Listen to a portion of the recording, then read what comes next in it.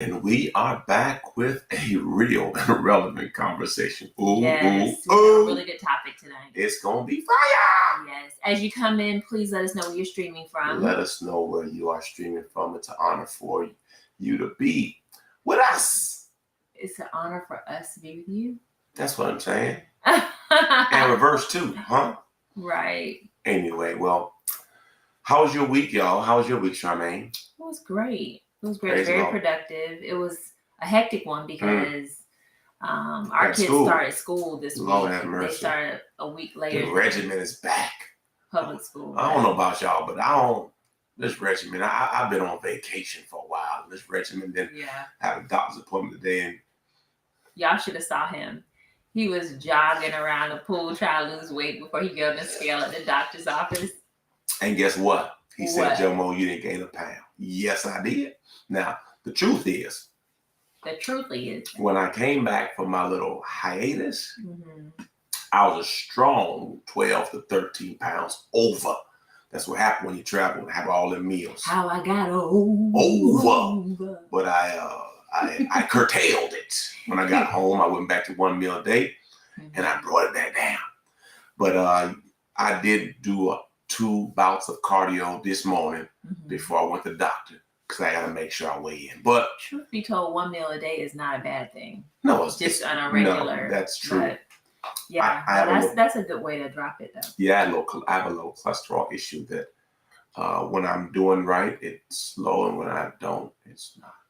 So anyway. Yeah. Tonight. My name is Jomo, by the way. I'm Charmaine. And we come together on Friday nights to have real, raw, and relevant conversation pertaining to relationships. Tonight's topic, OMG. What is it, Charmaine? Why my husband looks at other women. Why? Why is his eyes roaming? I didn't know men look at women. Women look at women. True. So we're going to have a real conversation this evening about the eyes of your husband / man and why they may roam, not roam. Well, listen, if your eyes work, you see. That part. And the thing is we were like looking up different articles on this particular topic. And one of the articles is so real. It said, before you ask your husband why he's looking at other women, prepare your heart first. OMG. And I thought that was really good because it could really hurt to hear the truth. And if you're not prepared, you may get something that you didn't even think was an issue. Was that movie? You can't handle the truth. You can't. Be careful now. It could be rough because depending on what you're dealing with in your marriage and your relationship, you have to posture yourself properly when you want truth. Right. Because truth often doesn't come in the package you want. And it often don't set you free. Yeah, so you are asking your spouse for the truth about how something is. Be careful, be ready to hear what you may want to hear or what you may not want to hear. Right. And this is an interesting topic to me because in this day and age with a lot of social media and so much flesh out there, so many opportunities to look at other people, even in hiding, like in secret, because you could be on Instagram and I've fallen victim to seeing bodies that look good to me. And I'll just keep scrolling because it doesn't bother me at all. Like I don't have that. That's not my issue. So I'll be scrolling. And I'm like, how does he even get on my feed? But I don't even know how to get on the feed. But they are like Instagram and Facebook and TikTok. They track what you stop and look at. If you screenshot something, they know that you screenshot it. And then they'll start putting more of that in your face. You could have had one bad day and looked at something too long, and now you got it all up in your feed. The enemy is like, listen, is this your weakness? I know what you like. You like big butts and a smile. That girl is poisoned. Yes. Kill your dad. Be careful out there. Yeah. But the truth of the matter is you know, if you have something lacking in your relationship or in your marriage, and maybe, just maybe, your spouse has spoken to you about it several times and they've given up, they don't want to get a divorce, they don't want to leave you, they love you, but they're trying to satiate a need that's not being fulfilled in the marriage with pictures and images. And you know, when you go out, they're seeing things that satiates that need that they're not getting in their relationship. I'm not saying it's right. I'm saying it happens and it's real. And it's something that needs to be talked about. So if you notice your spouse looking too long, what do? You know, you bring it up, you tell them, I don't condone violence. No, but I do condone pictures. I'm playing.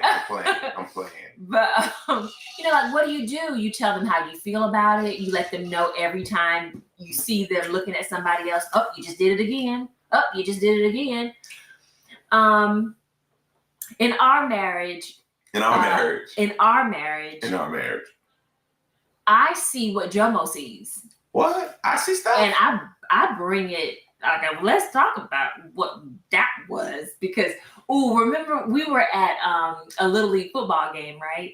And please, Lord, okay. So there was this lady, and I'm telling you, she had the biggest booty, y'all, I have ever seen before in my life, and I think it was natural too. I was like, whoa, and I think her license plate said whoa, didn't it? And you noticed it. I don't know what you're talking about. Jomo. I know exactly. It was the Winn-Dixie on 301. I was like, whoa, did you see her booty? Listen, man. But it doesn't even bother me because I'm like, you see the same thing he see. If somebody's really beautiful, you notice that she's beautiful. And if you noticed it and you get mad with him for noticing it, I think that's just a little too much. I don't know. And maybe it's where we are in our relationship that I feel that way. And, you know, maybe if we had issues with infidelity or, you know, flirting or something like that, maybe I would be more sensitive or hypersensitive to it. What are your thoughts? My thoughts, number one, you can't stop a person from seeing. Yeah. Okay, because your eyes work. Then the question is, how long do I look at that? Balance. Yeah, most of us have been on earth long enough. Like for me personally, and that just might be too much transparency for some of y'all, but it don't take me long to figure out that that's fine. Okay, that's fine. Let me turn my head this way. Okay, come on. You know what looks good, right? So then now you have to ask you have to just discern, check yourself. The Bible says, Job actually talks about, I will not look at my maid, meaning Bible, because if it looks good, you like to look at it. Right. Now, the question is, I've said it before, and I'm questioning my own theory. Okay, the first look is free, the second is lust. Okay, I still think that's true.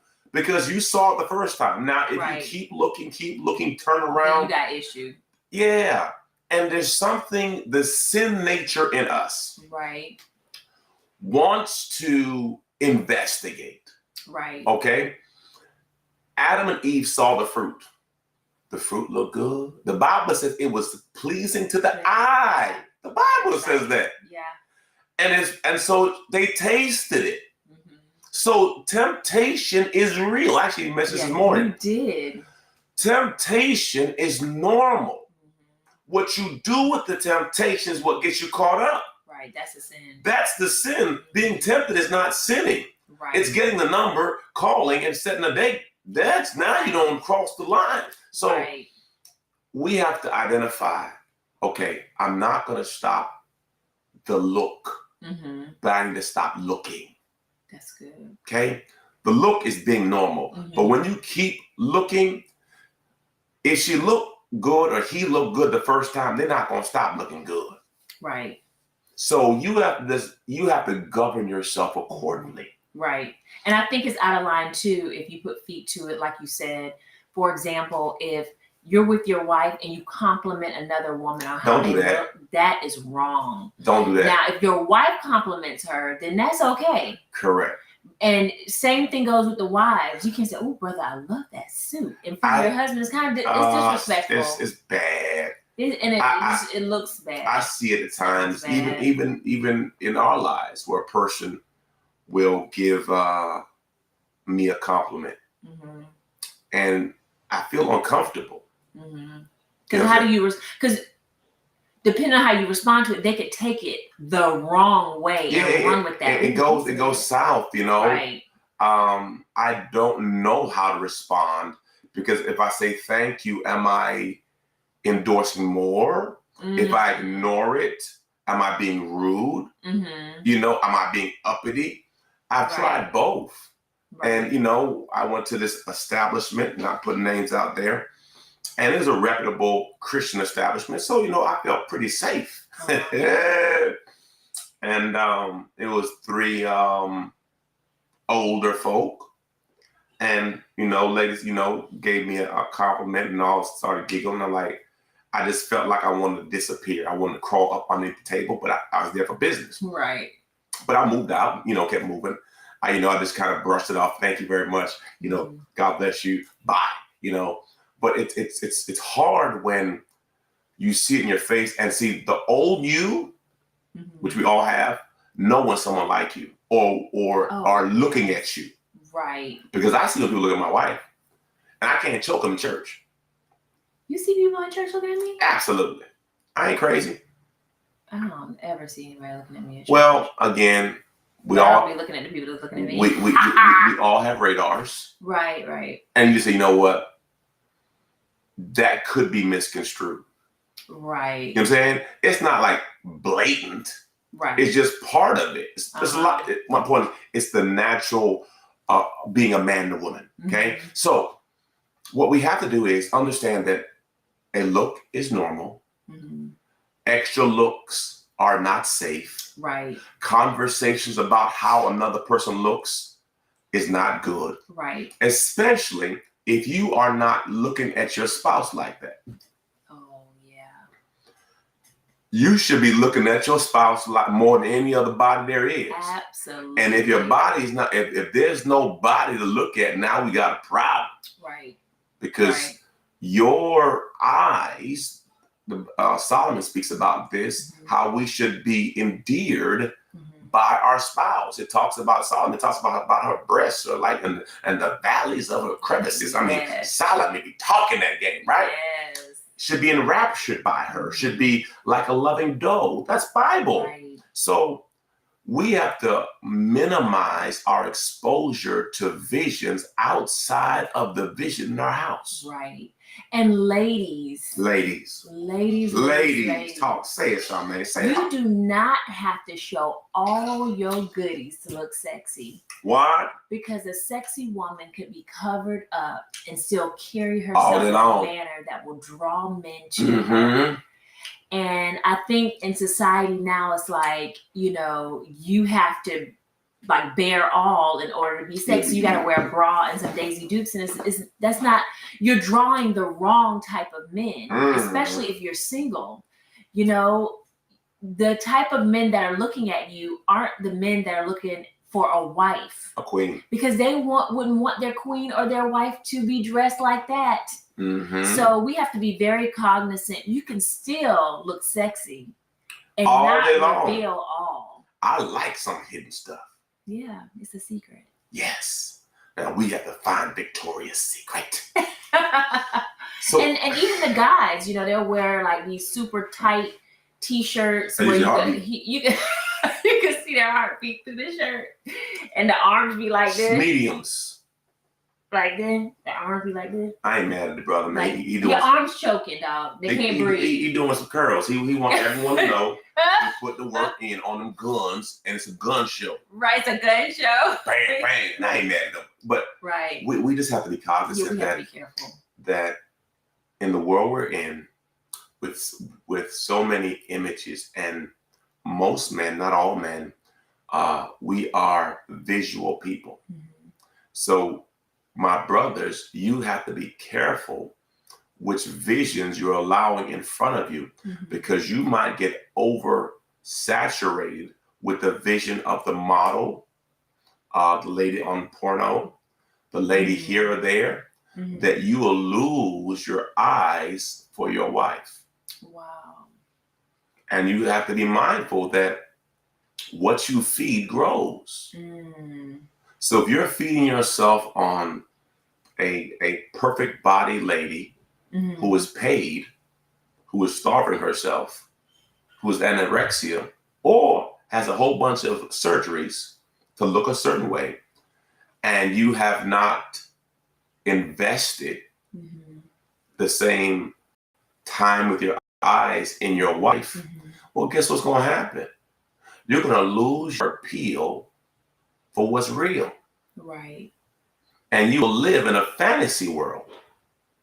And you can ask God a purpose in your heart, because, you know, things change and people change and looks change and bodies change. And bodies change. And maybe it's not the thing that you thought you were attracted to the most, but you could ask God to purpose in your heart to find the sexy in your spouse. Listen, it don't take much. It doesn't. It really doesn't. And if it means that much to you and your spouse, y'all work out together. Yeah. Get your diets together. Yeah. And, you know, be each other's cheerleader when it comes to being healthy. Make the changes you have to. Right. So let's wrap. Okay. If your spouse is constantly looking at other women, that's a conversation we need to have. Right. And purpose in your heart. Yeah, like, to be get ready. Your heart ready for whatever the response may be. Prepare your heart. Now, with that being said, brothers, understand that when you're going to communicate, if your wife were to ask you a question, babe, why do you look always looking at women? Well, first off, how did you meet me? Was I looking at women when you met me? Let's start there. You were single then. Well, but my premise is, what did you get yourself into in reference to when you saw me? Okay. Now we're married. Okay. Has this been my usual, or is this a new thing? Because see, this might be a difference with an affair. You know what I'm saying? Okay. You know what I'm saying? Is this who he's always been? An ongoing thing. Correct. Or is this something new? Or is this something new? If it's something new, it may have been triggered by something that's going on in your relationship or your marriage. So then we have to ask the question, how are you, babe? Am I attractive to you? What do you see when you see me? Is there something lacking in our relationship that you feel like you have to do this in order to satiate? Correct. A need that's not being fulfilled. Now, this is if you want relationship to work, because love benefits with the flowering of truth. Yes. So love confronts. Yeah. So it comforts and you say it confronts. Yeah. So if you want to work on it, babe, what can I do? Right. What can we change? What can we adapt? And then position yourself to give him something to look at. Right. I'm gonna give you something to look at. Listen to me. If I were in the opposite shoe, man, I'd be having a whole body camera. I'd have like a photo shoot.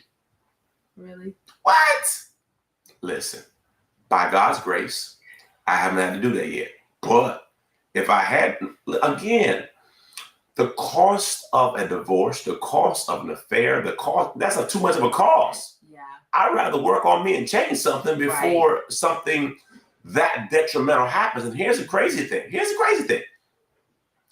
A person will do something outside the marriage. And then all of a sudden, the person in the marriage is going to do what they didn't want to do before. Now, let me ask you a question. Why?